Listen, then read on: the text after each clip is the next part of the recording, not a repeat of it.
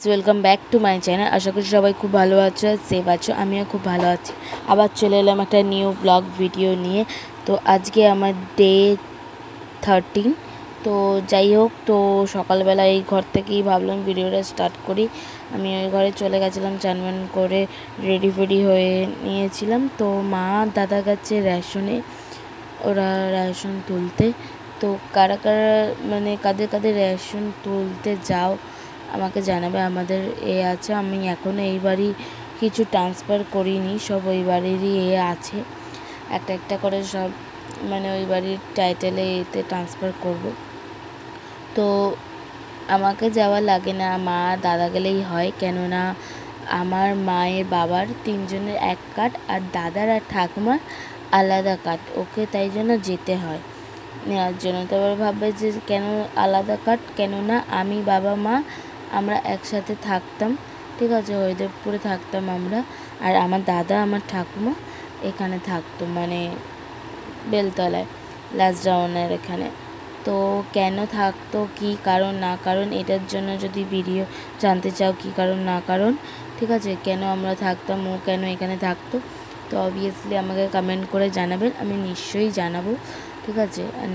যদি না জানো তাহলে আমি বলবো পরে কোনো একটা ভিডিও চেষ্টা করব। কিন্তু ঘরের ব্যাপার তো সব কিছু বলা যায় না, কিন্তু যদি তোমরা শুনতে চাও তাহলে আমি বলতে পারি।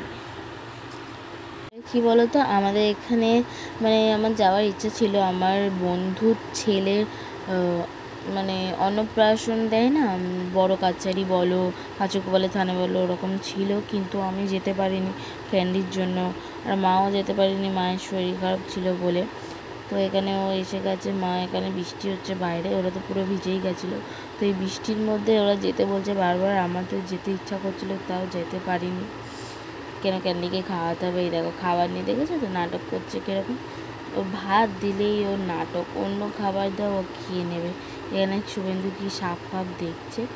তো তারপর খাওয়া দাওয়া হয়ে গেছে, ও গেছিলো কাজে চলে গেছিলো। তো আমি আর ক্যান্ডি খাওয়া দাওয়া হয়ে গেছে, ওকে খাটে তুলে নিয়েছি, ওর সাথে আর কি মারছি। কিরম দেখছে দেখো না। আমি বলছি সবাইকে হাই করো, তো চুপ করে দেখছে, এত বদমাস।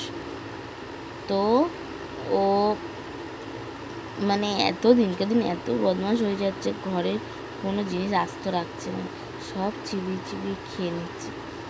তো যাই হোক, বিকাল হয়ে গেছে, তো রাহুল এসে গেছিলো, তো আমি দেখাতে পারিনি। জল ফল ভরে আমি এখানে চলে এসেছি একেবারে। আজকে বানাবো চিলি বেবিকর্ন। তো যাই হোক, এখানে আমি সব প্রিপারেশন করেই রেখেছি, এগুলো আমি দেখাতে পারিনি, কেন চাপা করেছিলাম। তো তো এই ঘরে আসলে আমার ভিডিওটা অতটা করা হয় না, আমাকে একাই পুরো করতে হয়, ওই ঘরেও করতে হয়, কিন্তু ওই ঘরে কাজটা কম, তো তাই জন্য হয়ে যেত। এই ঘরে আমাকেই কাজ করতে হতো, মাও করে, আমি একা করি না, মাও করে, আমিও করি। তো যখন করি তো তখন ভুলে যাই আমি ভিডিও করার কথা, মনে থাকে না। তো এখানে এটা ভাজা হয়ে গেছে কর্নটা। তো তারপর এখানে আমি আদা রসুন লঙ্কা দিয়ে দিয়েছি, যেরকম চিলি চিকেনের মতনই হয় ওরকমই। তো তারপরে যেরকম পেঁয়াজ ফেঁয়াজ দিয়ে ভাজে।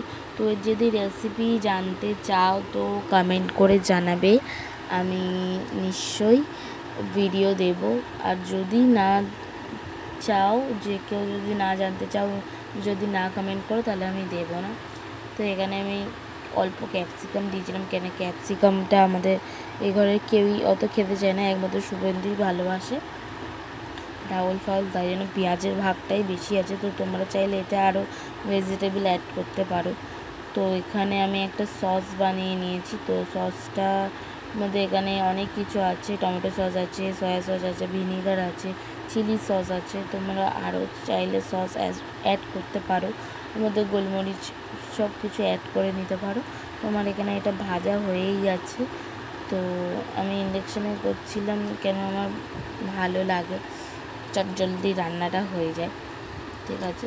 তো তারপর এখানে আমি এটাকে গ্যাপ করে নিয়েছি, আর এখানে এটা দেওয়ার পরে এত ছিটকে ছিটকে ছিটকে আমি লাস্টে বন্ধ করে দিয়েছি, বন্ধ করে দিয়ে সসটা দেওয়ার পর এত চটচট করে ভাজছিল, তাই জন্য ক্যামেরাটা আমি বন্ধ করে রেখেছিলাম।